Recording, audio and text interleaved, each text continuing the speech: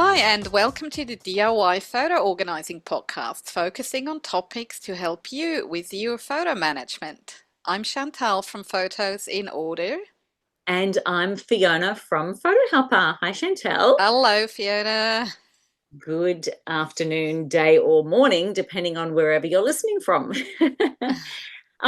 Today, we're going to be talking about identifying, converting, managing videos and home movies. We're really excited to have this conversation. We know that videos, of course, are a part of our collection, and they're very important in our management of our collection. And so we wanted to do an episode just on this topic.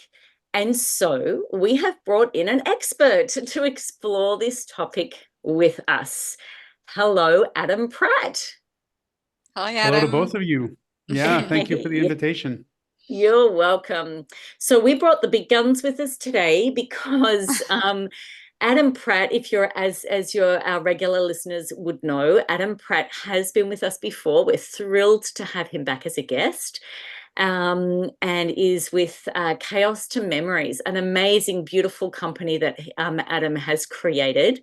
Adam's been with us. You can look back on past episodes. We've talked with Adam in our courses episodes about the courses that he runs. That's episode 67. If you need to go back and have a little listen to that one.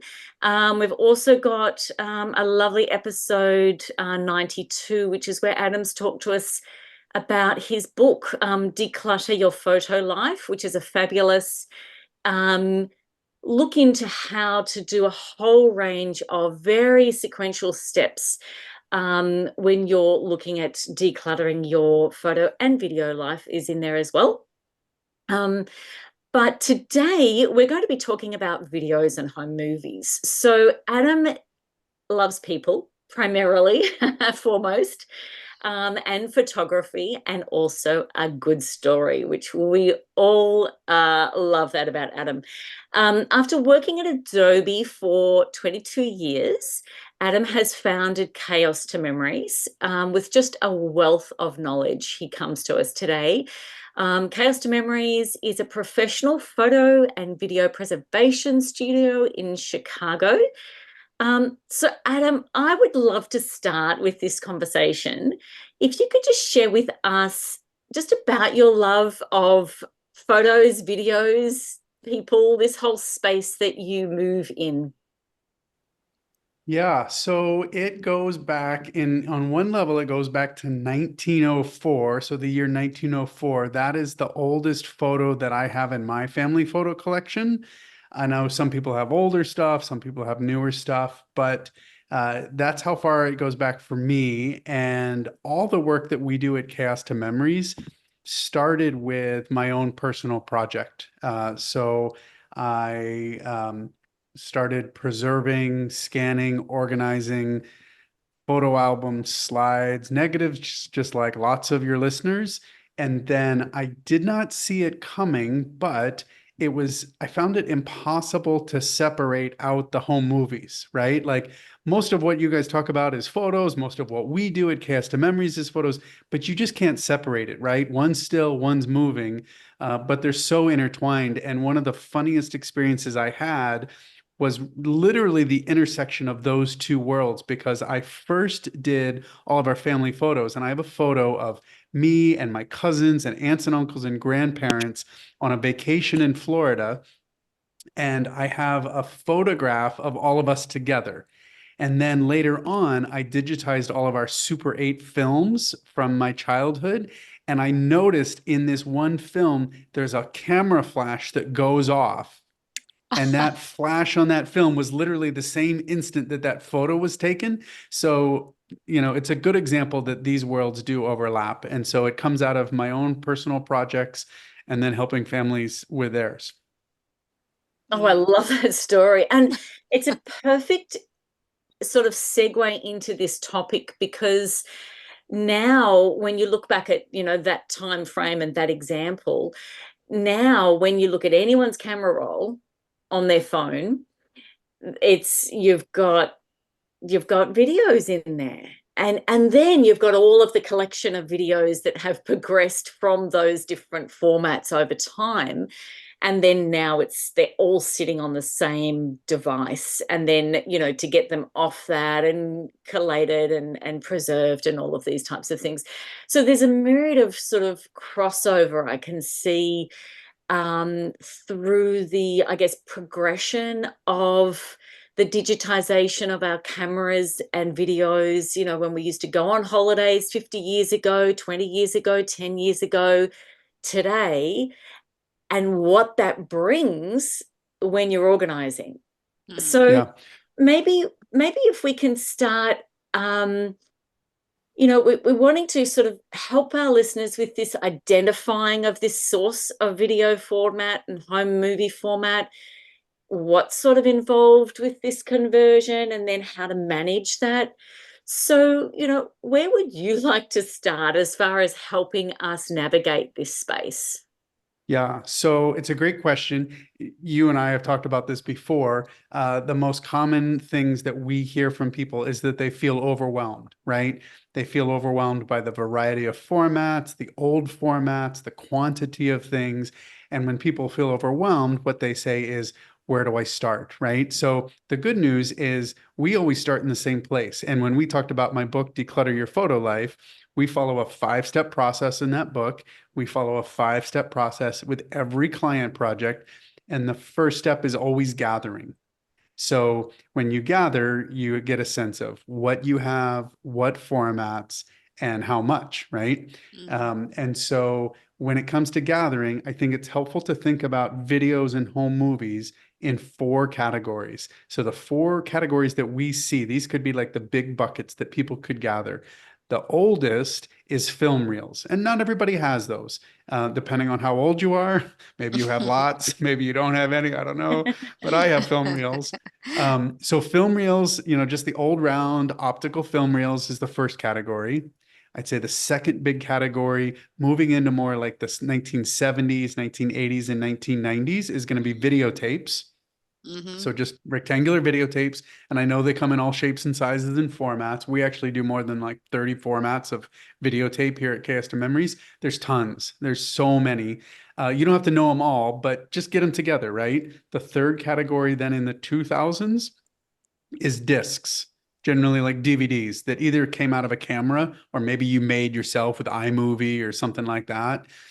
So film reels, videotapes, discs, and then the fourth category is what you were referring to, which is born digital, stuff that we shoot Mm. mostly on our phones, maybe on our digital cameras. And we just want to gather all that stuff. We want to copy it. We want to, we haven't converted it yet or organized it yet, but we just want to get it in one place so we can understand the scope of the project. Mm. All right. So we've gathered. Yep. What next? Yeah. So the next question that everybody asks is, where do I start? Like if I start gathering it, I've gathered it all, like what do I do next? And so I would say I recommend to all people, start with what is most important to you, right? And that could be, maybe that's the digital stuff on your phone. Maybe that's what's stressing you out. And it's even though it's the most recent. Some people will look at it differently and say, hey, these old film reels from my childhood or from my uncle or even my grandparents, I know these are old and I know they're not going to last forever. And so maybe you feel some urgency to start there because of their age and how delicate they are. Maybe they're molding, maybe they're getting brittle. So whatever you feel is most urgent or most important or most sentimental, start there. And then the second part of the workflow we use, we start with gathering. Phase 2 is always preserve. And so when it comes to preservation, you're looking at like converting those tape and film and disc formats. And we can talk through the details of that. But phase 2 is start with what's important and start preserving it. Mm. And so I can imagine that step is where a lot of people can get overwhelmed. And so, without obviously, like you said, that there's 30 different formats just alone in that one standalone, sort of the video cassette tape type category. But that is really where I would strongly, encourage just to really source out providers, reliable um, providers that can do that Mm, job, because it's, I mean, I'm sure, like you said, even at Chaos to Memories, you've got a whole range of sort of equipment to do that, but that would have taken you, I know you're a collector of these kinds of things, especially in the camera Right. space, but I'm sure it sounds like you're a collector of these in the digital space with conversions now as well. Yeah, it is. And it's tricky because I mean, I know your audience here in the podcast. It's the DIY photo organizer. And I kind of feel bad saying, hey, I know you want to DIY this, but this one might be a good one to outsource. And Yeah. it really is because, I mean, I mentioned all those different videotape formats. The challenge is for each one of those different formats, you need a different device, right? You need a different VCR, you need a camera. And so we really have like a museum level archive of, we probably have hundreds of video cameras and video decks. And the trick is none of this stuff has been made in decades. It's kind of hard to find. It's getting more expensive. It's a real Mm. hassle to maintain, to be honest with you. It's one of the most challenging things of our business is keeping all this 40 and sometimes 50-year-old equipment running. So because of the cost and the hassle, when it comes to film and videotape conversion, I agree it is a good one to outsource. Find somebody local that you trust and supports the formats that you have. Um, and this is a good time to get some help. mm. Yeah. It's also, I mean, these days most computers don't even have a CD drive anymore. So even those CDs or DVDs that are not that old, in the bigger picture, it can be tricky. At least that's quite Yeah. affordable to get a portable one and connect it and do it. But yeah, the older stuff like VHS or even older, it's not impossible, but yeah. Yeah. Mm. Well, in our case, I totally agree with you, Chantal. In our case, we just had a client drop off a couple of videotapes today. It was not a big project, but it was the mini DV tape format, which was really popular in like the late 90s and early 2000s. Hmm. Because technology has changed so much, we actually have to use about $100 worth of adapters to connect that camera to the computer. So that's not even including the camera and the software. It's literally just $100 worth of adapters. And actually, Apple has discontinued that adapter.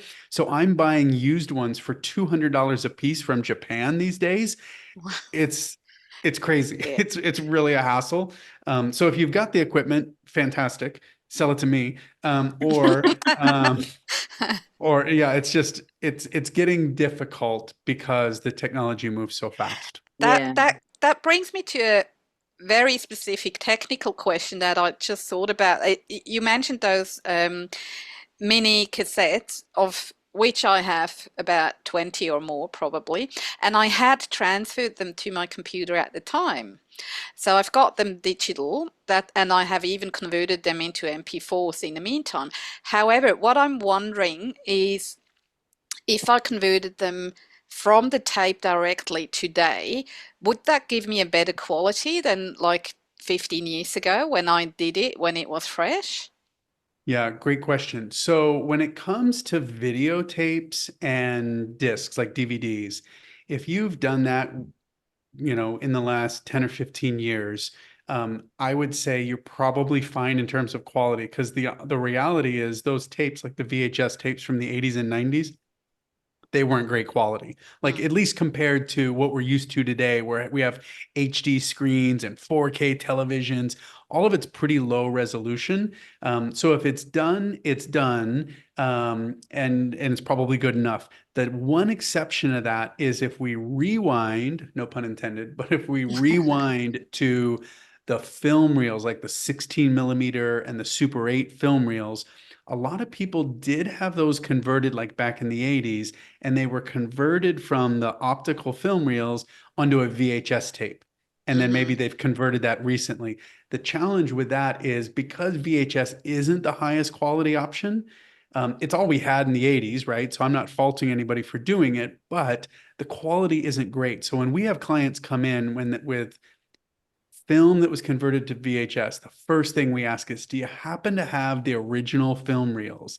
And I will be very upfront with them. I say, it is more expensive, but the quality will be vastly superior. And Mm. so when we convert the film reels for clients, literally we can deliver them 4 times the resolution of a VHS tape and just way better quality and color and lighting and everything. So if you've got old film reels, those are precious, and I would keep them, and I would always go back to the originals if you can. Mm. That's good Yeah, to know. Yeah. yeah, kind of similar to our negatives, concept in photos. Right? Yeah, compared to the Mm. photo itself. Yep, So, absolutely. um, so now that's really interesting conversation about three of those categories. The fourth category you mentioned is this current digital format that we have. Yeah. What's your way of dealing with those?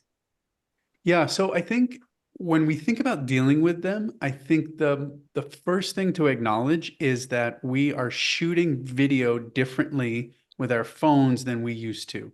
So when we have a client come in and they bring us a box of VHS tapes or mini DV or 8 millimeter, whatever it is, generally that content is what I would call long form, right? It might be 30 or 60 minutes. In some cases, it might be a wedding and a wedding reception that's 6 hours long. Maybe it's a little boring, but they got the whole thing, right? We used to videotape much, much longer events. The way we use our phones and our cameras these days, we tend to capture more short clips, like even 1 or 2 or 3 minutes is pretty long these days. Hmm. So I don't know what that says about our attention span, but we all know it's true, right? Yeah, So, because they're shorter, we think about them a little bit differently, and we actually, in most cases, manage them right along with people's photos because we also go back and forth. In the past, we might take a film camera or a video camera, but most people did not take both. Now the phone functions as two in one, right? And Hmm. so we have lots of stills and lots of shorter video clips. So our recommendation in most cases, just keep them together. It's really kind of one shared experience. Hmm. Yeah. yeah. That I think that's intuitively it feels right to do that because, if you're looking at your purpose for organizing your own photos, you're going to then look at, okay, well, I'm either going to want to look back on these at a particular time, I'm going to want to share them with someone, I'm going to want to celebrate someone. So, whatever our purpose is for going down this path of preserving, is then the ability to recall them, to get these, access to these. And so, keeping them together really does make a lot of sense. Mm. One of the questions I had, that we will come back to at the end, but it is around this topic, and that is what people do with these as a project, because that really aligns with this sort of topic of keeping them together. Yeah. Um, Maybe we can jump into that now. Can we do that? Yeah. Yeah. So, but actually, so not to argue with the host, but I would insert one thing before the creative. And Yes. that is that, and we see it all the time. Clients come to us and they want to just jump to the creative. They're like, hey, can you do this for me? And I'll say, yes, after we digitize and organize it. And the Oh, reason okay, Adam. Okay. right? But we don't want to be difficult, but we Wonderful. insist on that because if you do that first, the creative project is actually going to be faster, it's going to Yeah. be better, and it's going to be more enjoyable because you know what you have to work with and it's easy to search. So before you jump to the creative, the three things that I tell people, especially Fiona, you asked about like all the digital clips that we shoot these days. I would say the first thing is make sure you delete the duds. Hmm. And I Yeah. and I just see this all the time. I literally just today finished up a client project with 400,000 digital files in it, right? We just have a ton of stuff. And Wow. so delete the duds first, weed out the junk, Hmm. only focus on what matters. Yeah. Then with what you still want to keep, I do two more things with it. Sort it by date. And Yep. software will do that for you, right? We use Adobe Lightroom Classic. There's lots of apps out there that will organize it by date because the phone and the camera, they know what date it is. And then the third thing that I do with it after we delete the junk and sort it by date is we add at least some basic keywords so Yep. that when it's time to do the creative thing and I want to find birthdays, holidays, graduations, weddings, retirements, like all of those things, it's easy to find it. So when I've Yeah. got a theme or a purpose or somebody to celebrate or remember, then then to your question about the creative and the celebrating, it's so much easier. But Mm. when we skip, I know the sharing is exciting, but when we skip the organizing, it makes the sharing harder. Absolutely. Absolutely. And I think the thing around that with this space, which is really interesting, is and you know, you and I have had this conversation, you know, through business and in these sort of podcast formats as well before, but around you know, I guess the principal question of do I take them off the phone? How do I do that to then sort and delete and name and keyword and things like that. So without you know, there's a lot of options I think for people in this Hmm. DIY, you know, that are doing it themselves in this space. Yeah, Um, I know you're a very you know, firm believer, and that's part of your workflow is to bring that off the phone, yeah, and then and to process that in a different format. Um, given that, you know, with Adobe Lightroom and then having our backup and things like that, and that really is, you know, it's the way I do that. And I know it's the way Chantel does that, and you know, I really, if that's an area that our listeners are wanting to do, I really encourage them to, you know, to look over your offerings in the courses that you do offer, because there's a yeah, really it's very systematic and it's a very achievable way of doing that. We're not bound to just doing that on our phone. yeah, However, in saying that, you know, I do respect that that is you know, an option for people to do, is to keep them on their phone. yeah, And they can keyword and do things like that in that space. But yeah. I just really did Well, want to address that. Yeah. totally. And if you can speak to that too. Yeah, just a quick story about that. Like the timing of this conversation is so perfect because literally just 2 days ago, I was speaking at a local, what we would call like a senior community center. And I gave a presentation there. We had a great turnout, lots of older local residents who want to tackle their photos and their home movies and all of this stuff. And a woman came up to me afterwards and she showed me her phone. She had a really old iPhone. It was like a little 4-inch screen. And she said, so tell me again how I, organize and tag and deduplicate and all of that stuff. And I told her, I said, listen, the average client that comes to us has over 100,000 digital photos.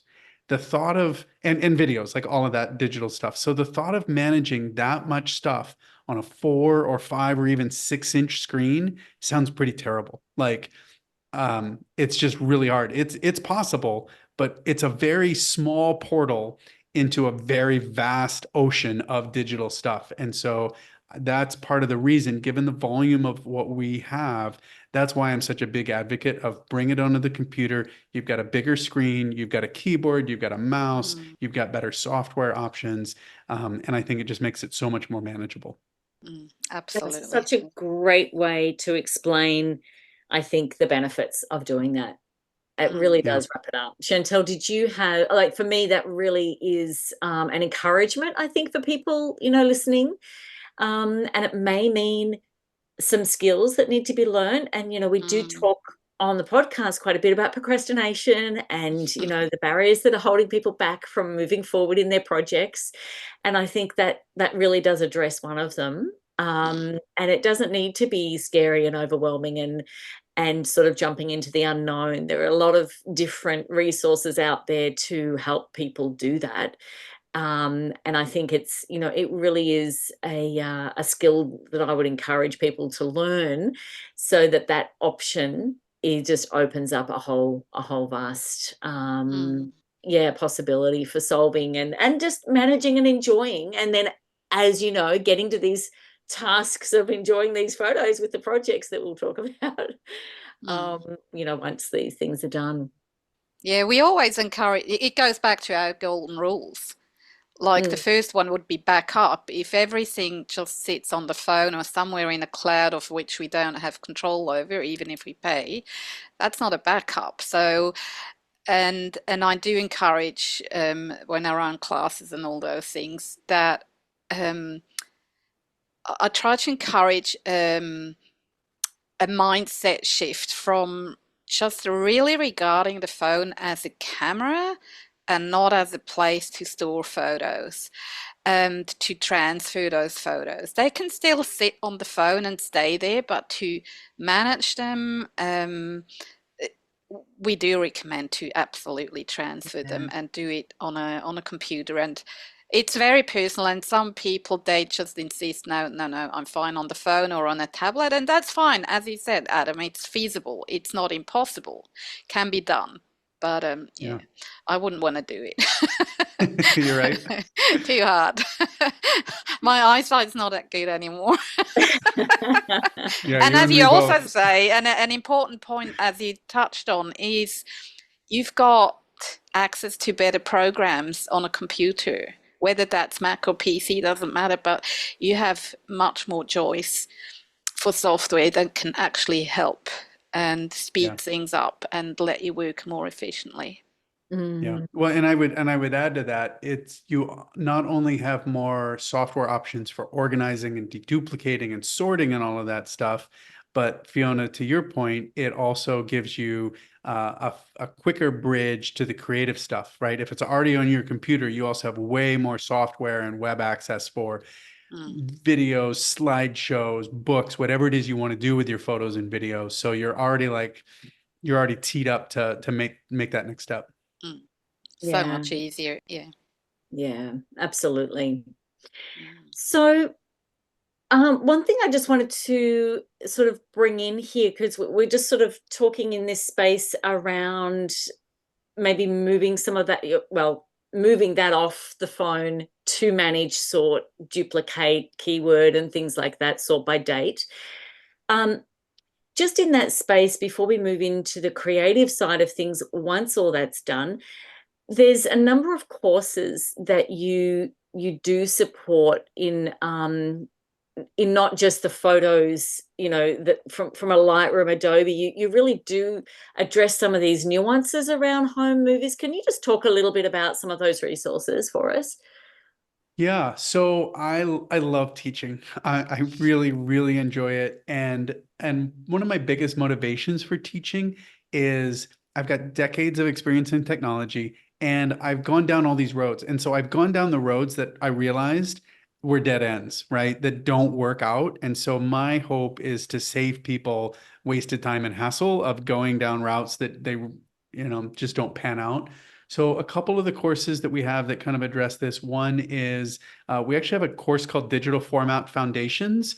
And it just explains all the different formats. When you're dealing with digital stuff, you've got so many different formats of video and audio and still photos. It's a little bit technical, but if you're really into this stuff, it's really, really helpful to understand what are these different formats. And, one format like MP4 that's really popular for digital video, like not all MP4 is the same. And so if you're going to do this project, it's important to make sure that you're using the right settings and options so that you're retaining all your quality and things like that. So the Digital Format Foundations is a good one. Um, we do everything in Lightroom. So there's our like kind of cornerstone Lightroom course. And then I have another course that's a little niche, but it's actually maybe my favorite one, which is fixing dates of photos and videos. Because if you have not figured it out yet, you will soon. Dates of home movies is a real pain. yeah.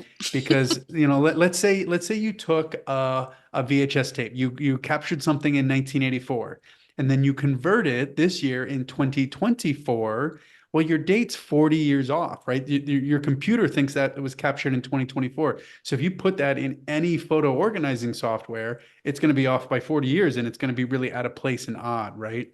So we have developed some really, really easy and automated workflows to correct all of those things so that, stuff that was shot on maybe film reels in the 50s or videotapes in the 80s or DVDs in the 2000s or today, all is actually correctly dated and chronologically sorted.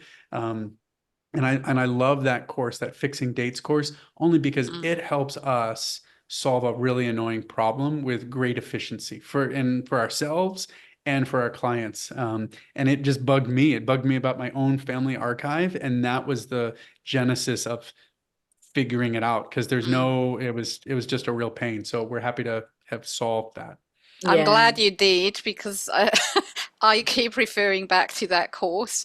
I was just actually working a lot on our home videos that I never looked at in 20 years. And oh my gosh, did I find some treasures.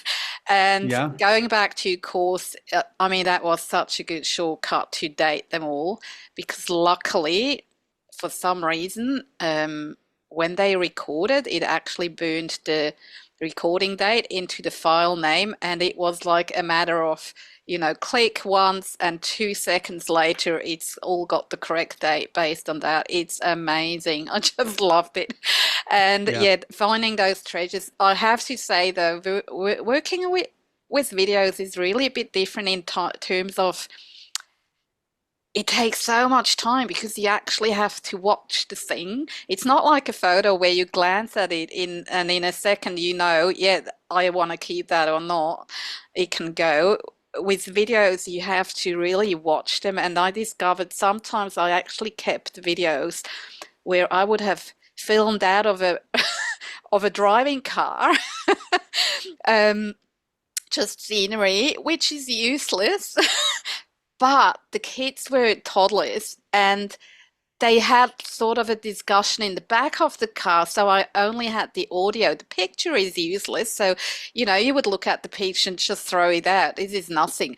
But what they discussed and with their voices and all that, it was just amazing. It gave me so much pleasure, and I was so happy to go back to those. I'm like, why didn't I do that 20 years ago? Yeah. But at least I still Chantal, have them, and your course yeah. really helped. Yeah, I can Good. only I confirm. love that story, Chantal, because I have done similar things, such as we have four children, and when some of them were born, I knew my wife did not want a video camera in the hospital room, but I set it up actually with the lens cap on. I wasn't like an audio guy, but I had a video camera. So I set it up with the lens cap on just off the side of the room, just to have like the audio of the baby's first cry and those first moments. And so sometimes we'll play those like on the kids' birthdays just for the Oh, audio. It's yeah, fantastic. it is. Yeah. So good. And I think this is the joy that we have with these. And let's get to the projects, shall we? Yeah. Because this is really the gold. This is the reason why we do what we do, all of us three, and being on here talking with these our listeners with our reasons why we do what we do, and this is what it's about. Adam, I'd love to hear some examples of some of the projects that either you do for clients, that clients are working on, in this space of the videos and home movies, either in isolation of that as a project or in collaboration with their photos. What kinds of things have you seen? Yeah. So we do a lot of creative projects with video.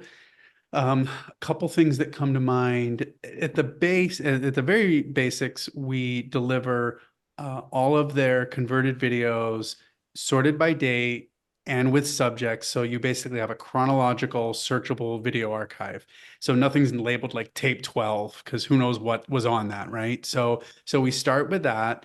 And then once we have all of that content, we can then combine that with still content, right? Because we're scanning a lot of photos and slides and negatives. So we can take those different medium and turn that into kind of like basically like slideshow videos. So it's a Mm, mix of still and video. And we've done that for families. We've done that for like local civic organizations and nonprofit groups who are celebrating anniversaries or retirements or, kind of milestone events. So we do a lot of that, and it's just fantastic work. And I think there's something magical about combining formats, right? Combining old film reels, mm, um, maybe VHS tapes from the 80s, more modern digital stuff. It doesn't all look the same, but it doesn't have to. The fact that you can see all of that in a 5 or 10 minute slideshow video experience is pretty amazing. mm, So we do a lot of that. And then another project that we don't honestly, we don't do a ton of these, but we've done a couple and they're surprisingly fun. We have had clients come to us because they did not hire a wedding videographer. And yet they realized that there was a bunch of footage out there. So they kind of crowdsourced all of the crazy video clips that people got. And some of it's vertical, some of it's horizontal, some of it's a little shaky. Like it's not the best footage, but we have taken footage like that from an event like a wedding and edited that into kind of a wedding highlight reel. And it's pretty awesome. Like, Mm, mm. it's, again, I have friends that are wedding videographers. It's not the same. They do better work because they were there and they're professionals, but it's fun to pull that material together and turn it into something really memorable. Yeah, Mm. yeah. Any other, so yeah, so that's the obvious, like the slideshow video sort of style. Yeah. Are there any, I mean, there's probably countless apps out there. I don't know. Anything Yeah. So else you we use? Um, so we uh, we do all of our video editing with Adobe Premiere because that's my background Okay. after working in Adobe so long. So honestly, I'm not as comfortable with kind of the basic app stuff. I mean, I've Mm, dabbled and my kids run iMovie and they're great at that. Adobe actually has I think it's called Premiere Rush that is available, either that or Adobe Express, that does some video editing that's somewhere between cheap and free and pretty compelling. Like, you're not going to edit a major motion picture with it, but for some basic home movie stuff, mm, it's very affordable, very accessible, and it's got really powerful features from mm, voice editing to like video editing. It's incredible, so that's worth looking at. And I was going to say one other thing about just in terms of video, Fiona, you mentioned like sharing, right? That's really what it's about. So how do we get this out there? The other thing that we do for a lot of clients is we will coordinate with them to log into their Google account, verify their like Google credentials on YouTube, and then set up like an unlisted video playlist with all of their home movies that we've converted with them for them. And what's great about that is that there's no cost to it. It's a free service. mm-hmm, No strangers can stumble upon it and find it, and yet because it's unlisted, and yet it's very easy to share. And mm, so we have clients who maybe like mom is really old and she lives alone in a senior center or something, and is not real good with technology. And so all they have to do is send her one link in a text, and she can mm, watch all this stuff on YouTube. All she has to do is press with her finger, and there's no searching, there's mm, nothing complicated. It's really accessible. So we have a lot of clients do that as a way to share either the converted footage or kind of the produced creative pieces. Mm. mm, Oh, I love it. I think it's just such it's that's at the heart of why we do what we do, isn't it? mm, It's Yeah, to really be able to enjoy these moments with our loved ones, and that's exactly, at the end what we're sort of aiming for and being able to do. I just want to thank you, Adam, for this. Just your heart in this space. I think for helping to teach and share. And I've really, from just this conversation among many others, just see the benefit in such a deliberate, structured process. And while I see you wear that very structured process hat, you do it for a very particular creative reason. yeah, And I think that is, it's a real gift to be able to do that. And I really hope our listeners have been able to take away some inspiration, maybe some motivation to really jump into this area that can sometimes seem a little bit overwhelming for people. And so hopefully mm, this conversation has shared and shed a little bit of light on that in yeah, that direction. So yeah, thank you. Thank you very yeah, much. It's been, yeah. Thank you. Can I share one brief story? please of do. course. So I don't know if this will make the final cut, but we made a change recently in our studio. We deliver almost every project like on a USB thumb drive, maybe a hard drive. And we would have clients come in, they would pick up their stuff, they'd pay their final invoice, and they would take the USB and all their original tapes and discs and film reels home. And that was fine, but we realized we were missing an opportunity. And so something that we've done in recent months was we have a laptop dedicated just to client delivery. So what we've started to do is load their projects on the laptop and on the USB. So everything's ready to go for them. But then when they come in, we just take a minute or two and say, hey, would you like to get a preview? And we open the laptop, we open up their project, we start showing some videos. We did that just today with a client who came in with a bunch of old film reels and videotapes. He was like high school football champion, a US football champion back in the 50s or 60s.